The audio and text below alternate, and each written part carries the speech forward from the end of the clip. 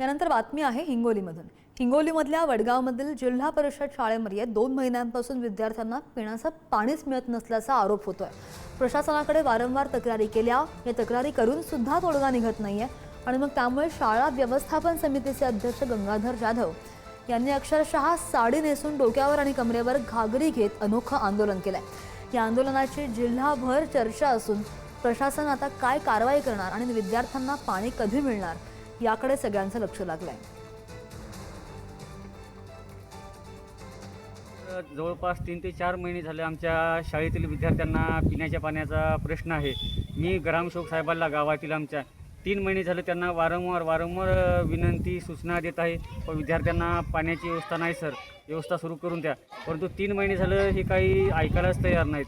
आज 1 महिना झालं हातपंप नवीन बोर पाडलेला आहे शाळेमध्ये त्यांनी, परंतु 1 महिना झालं बोर पाडून की त्यामध्ये अजूनही त्या बोरमध्ये मोटार बसवलेली नाही आहे। वरिष्ठ अधिकाऱ्यांना आम्ही अगोदर सांगितलं होतं की आज आम्ही आंदोलन पाणी नाही आहे म्हणून ग्रामपंचायतला आंदोलन करणार आहोत, परंतु ग्रामसेवक साहेब आधीच 15 ते 20 दिवस गावात येत नाहीत।